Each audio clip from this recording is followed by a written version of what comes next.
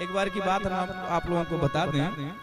एक कुंवर साहब थे। साहब तो साहब, उनका विवाह हुआ बढ़िया, और विवाह के 10-15 दिन बाद वो अपने पहली पटौनी, उनकी पत्नी श्रीमती जी आ गई थी। उसके बाद वो अपने घर गई थी, तो वो ससुराल घूमने पहली बार माने जा रहे थे, पहली या दूसरी बार ऐसे।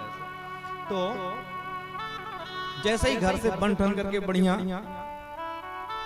ड्रेस पोशाक पहन करके और परफ्यूम वगैरह थोड़ा मार करके निकले, तो तिवारी जी उनका एक मित्र मिल गया। मित्र ने कहा, अरे मित्र कहाँ? बोले वो ससुराल जा रहे थे। अकेले अकेले? बोले तुम्हारा क्या मतलब है भाई, बार बार बारात लेके जाए क्या? बोले वो बात नहीं है, अरे कहते तो हम भी चलते। बोले बिल्कुल चलो भाई, 1 से 2 हो जाएंगे, अच्छी बात है, बातें चीतें भी बीच बीच में करते रहेंगे। चले तो, पर हमारे पास कपड़ा नहीं है। बोले कपड़े की क्या बात, हमारी शादी अभी जल्दी हुई है, और पूरे सूटकेस हमारे, कई सूटकेस ड्रेस से बढ़िया सूट से भरे हुए हैं। तो हाँ ये बात ठीक है। फटाफट घर आए कुंवर साहब, अपने सूटकेस खोले, बढ़िया ड्रेस दिखाए, जो इसमें से पसंद हो भाई पहन लो। पहना तो होता है कोई कोई कि हाँ, कोई होता है कि ऐसा भी कपड़ा पहन ले तो पहन ले, तो वैसा ही।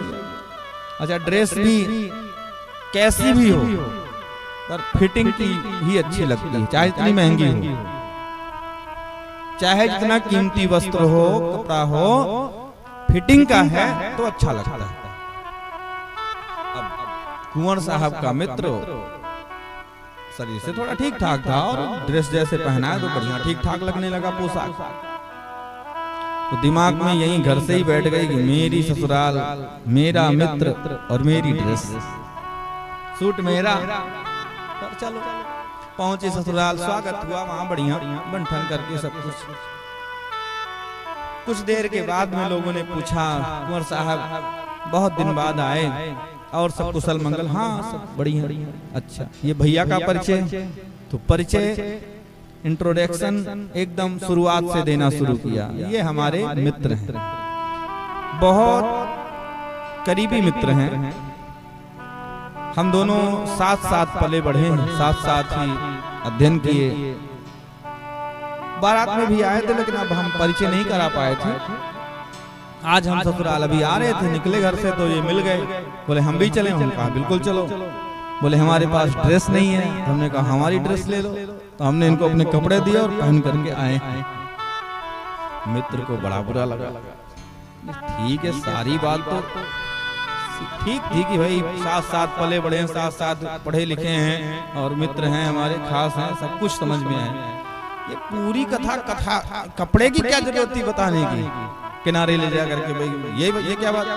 बोले भैया आप हो गई गलती, निकल गया, अब नहीं बोलेंगे ऐसा।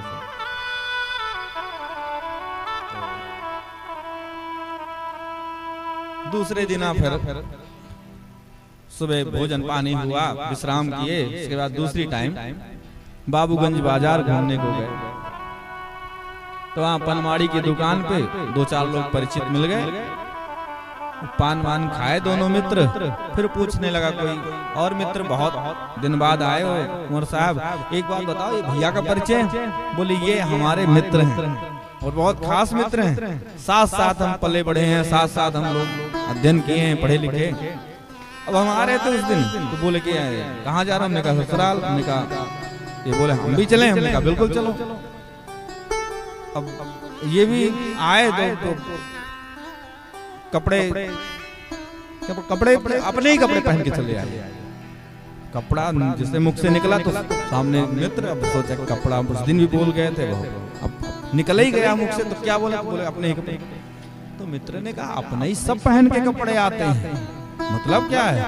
अच्छा कोई व्यक्ति कोई झूठ बोल रहा हो, कोई चीज कह रहा हो और आवाज लड़बड़ा जाए तो समझ लो कि ये झूठ बोल रहा है, पक्की बात है।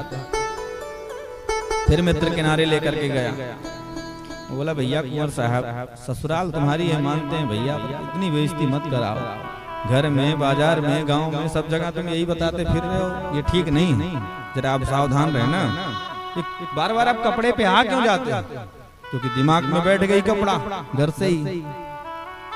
तो बोले कोई बात।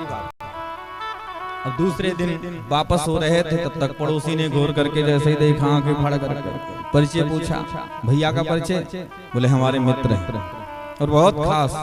अब हम लोग साथ साथ पले बढ़े, साथ साथ पढ़े लिखे, और क्या कहें महाराज, सब कुछ पूछो पर इनके कपड़े के बारे में तो अब कुछ मत पूछो। तीसरे दिन भी मुख से ये निकल गया जरूर कपड़े के विषय वाली बात। माने आप इस बात को समझें कि जो दिमाग में एक बार बैठ जाए, दिल में जो बात बैठ जाए, चाहे जिससे संबंधित हो, वो व्यवहार में ना चाहे आ ही जाता है।